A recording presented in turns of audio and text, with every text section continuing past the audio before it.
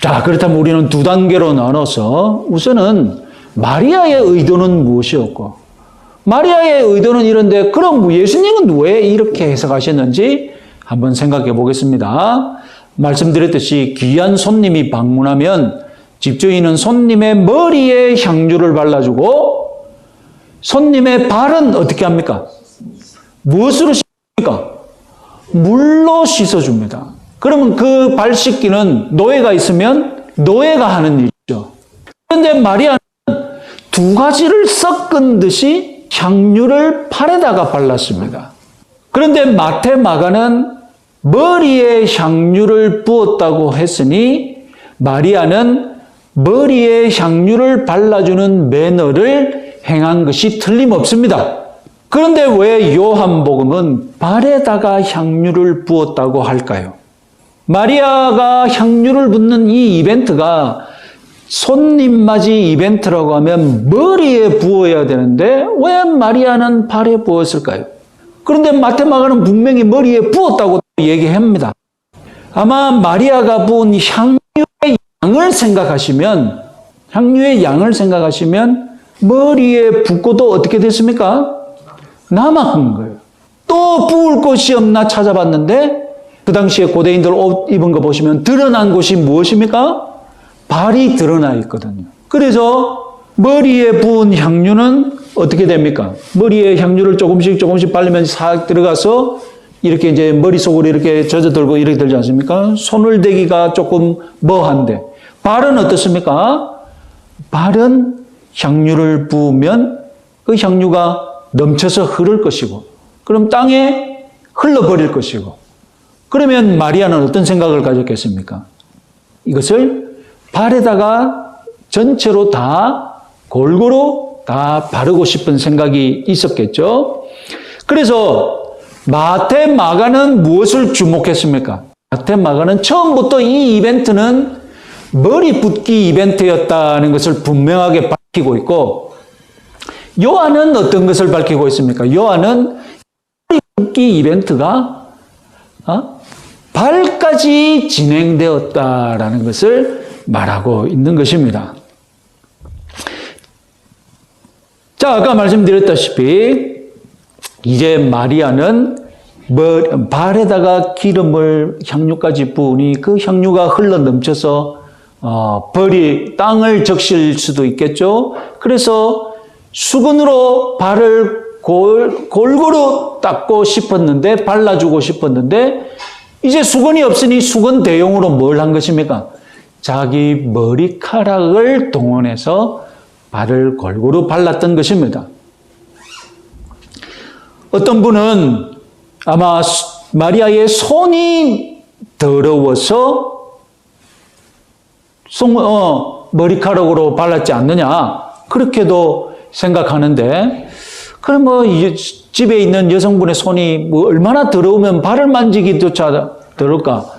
그건 좀 설득력이 없는 것 같고요. 하여튼 제가 보기에 기름을 발에 골고루 발라주기 위해 머리카락을 수건 대용으로 하지 않았을까 이런 생각이 듭니다. 자, 그러면 발까지 향유를 붓고 거기다가 머리카락을 닦는 이 이벤트를 행한 마리아에게 어떤 의도가 있었을까요? 자, 성경을 보면 특별한 사람을 향유를 부어 구별하는 풍습이 있습니다. 고대엔 사람들이 잘 씻지를 못하니 다 몸에서 냄새가 많이 납니다. 그래서 향수, 향유 이런 것들이 발전을 한 것이죠. 그런데 머리 향유를 부으면 다 고만고만하게 군내, 썩은 내가 나는데 그 사람에게만 어떤 냄새가 나는 겁니까? 좋은 냄새가 나거든요. 그러면 딱 구분이 되죠. 그 사람만 딱 냄새로 구별이 되는 거예요. 대제사장, 왕, 취임할 때 향유를 머리에 부어서 구분합니다. 왕이 자기의 사명을 특별하게 맡기고 싶으면 그 사람을 불러서 어떻게 합니까? 향유를 부어서 구분합니다. 그래서 사명을 맡은 자를 뭐라고 부릅니까? 기름 받은 자 메시아라고 부르지 않습니까? 특히 왕은 세계에서 경제적인 여력이 있겠기에 향유를 가장 많이 사용하였겠죠? 사무엘 선지자가 이스라엘 민족에게 너희들이 왕을 원하는데 앞으로 왕이 되면 그 왕이 너희들을 어떻게 부려먹을지를 경고합니다. 경고하는 말을 한번 읽어보겠습니다. 같이 한번 읽어보겠습니다. 이르되 너희를 다스릴 왕의 제도는 이러하니라. 그가 너희 아들들을 데려다가 그의 병거와 말을 어거하게 하리니 자기 밭을 갈게 하고 자기 추수를 하게 할 것이며 자기 무기와 병거의 장비도 만들게 할 것이며 그가 또 너희의 딸들을 데려다가 향료 만드는 자와 요리하는 자와 떡 굽는 자로 만들 것이며 왕궁에 당연히 무엇이 제일 많이 필요하기 때문에 고대 사회에서 향품이 제일 많이 사용되는 곳이기에 너희 딸들을 데려다가 왕이 그것을 만들게 할 것이다. 이렇게 지금 사무엘이 경고하고 있지 않습니까? 그러면 마리아의 의도는 분명하죠. 예수님을 왕 같은 존재로 높이고 싶었던 것입니다. 마리아도 당시 유대 민중이 믿고 있었던 메시아 신앙이 있었겠죠? 어쩌면 메시아이신 예수님이 지금 예루살렘으로 올라가서 왕이 될 것을 기대했는지도 모릅니다. 왕이 될 분이 어떻게 해야 되겠습니까? 그 머리에 최고급 향유를 부어야 되고 발까지, 자기는 향유가 많으니까 발까지 적셨던 겁니다. 최고급 향유일지라도 발에 부어도 아깝지 않을 정도로 예수님을 귀한 왕으로 높이고 싶었던 것입니다. 자, 그러면 여기서 머리카락으로 닦았다고 했는데 머리카락으로 닦는 것은 충분히 오해의 소지가 있었습니다. 모든 학자들이 인정합니다. 당시에 고대 유대 여인들은 공중 앞에서 머리를 풀어 헤치지 않았습니다. 여인의 머리카락을 볼 수 있는 사람은 남편뿐이었습니다. 그래서 품위 있는 여인은 항상 머리카락을 수건으로 가렸고 이것이 바로 오늘날 무엇으로 이어집니까? 이슬람의 히잡 문화에까지 이어지는 것입니다. 여러분, 그 배구 선수 보셨습니까? 우리나라의 이슬람 인도네시아인가 말레이시아인가 용병으로 온 배구 선수가 우리나라 프로배에서 얼마 전에 어젠가 그제 끝난 결승전에까지 정말 김연경하고 쌍벽을 이룰 정도로 배구 잘하지 않습니까? 히잡 쓰고 배구 하잖아요. 그 더운데도 히잡 쓰고 배구를 해요. 고대 유대 문화도 그렇다는 것입니다. 반대로 창녀는 머리카락을 풀고 마구 보여주면서 다녔습니다. 내가 이런 여자라고. 그래서 이제 민수기 5장 18절에서는 간음의 혐의가 있는 아내는 재판받을 때 어떤 상태로 놓아야 했느냐? 머리를 푼 상태로 재판을 받아야 했습니다. 자, 당시 문화가 이러니 마리아가 머리카락을 풀고 예수님의 발을 닦는 것, 딱 그 장면 사진 한 장만 찍으면 이제 큰일 나는 거예요. 만약에.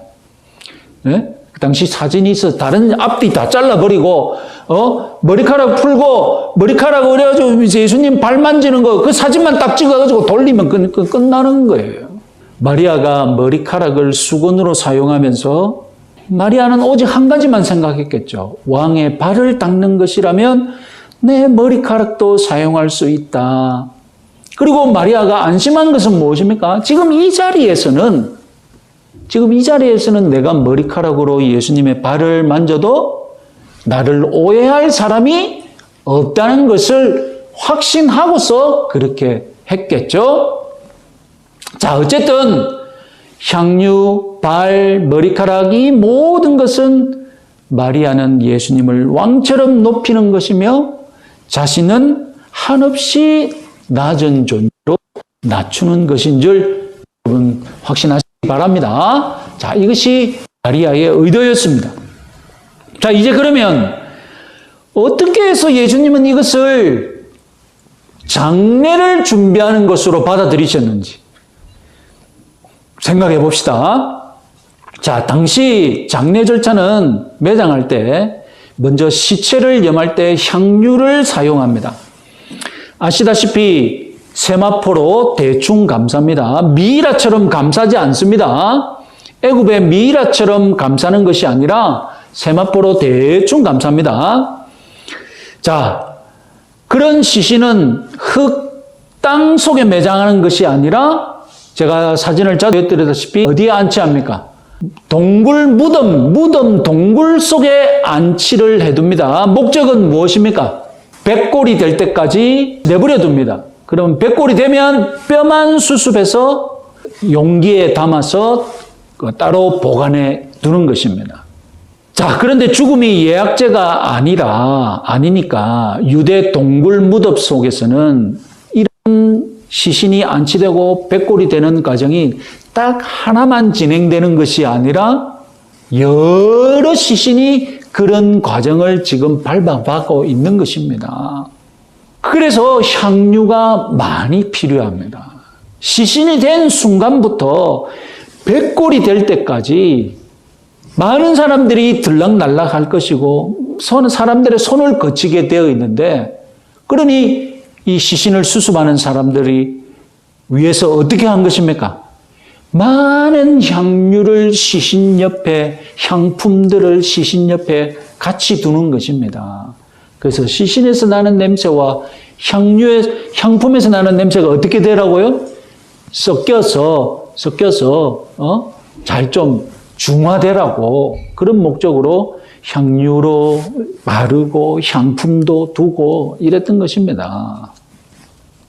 그래서 유대 장례식은 향유로 시작해서 향품으로 끝난다고 해도 무방합니다. 예수님은 마리아의 이 향유 이벤트를 자신의 장례 준비를 위한 것이라고 해석해 주신 것, 바로 유대 장례가 그렇기 때문입니다. 그리고 가만히 생각해 보면 향유를 발에다 붓는 경우는 극일상에서는 드문데 향유를 발에다가 부을 수밖에 없고 항상 그것이 허용되는 장면은 어디겠습니까?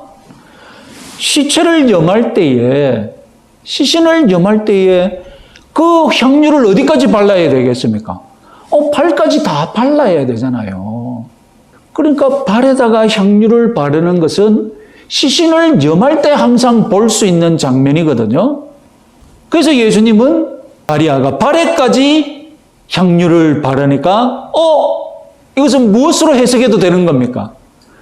예수님에게는 이것은 자기 시신을 염하는 것처럼 해석해도 된다는 것입니다. 여기서 진짜로 궁금한 것은, 그러면 마리아의 의도는 어쩌면 손님 맞이가 아니라 정말로 마리아도 뭔가 알고 장례를 준비한 것은 아닌가? 여기에 궁금함을 느끼고, 아마 마리아는 유일하게 예수님의 죽음을 눈치채고 실제로 장례 준비를 했을 것이다, 이렇게 주장하시는 분도 있습니다. 다른 제자들은 다 무식해서 몰랐는데 마리아는 어떤 사람이니까 항상 발 아래서 예수님이 뭐라고 마시는지 싹 새겨 들었으니까, 그래서 가만히 들어보니까 예수님이 이거 장례 준비를 해야 되겠네, 이렇게 눈치를 채고 장례 준비를 했다는 것입니다. 여러분 어떻습니까? 이런 좀 설득력이 있습니까?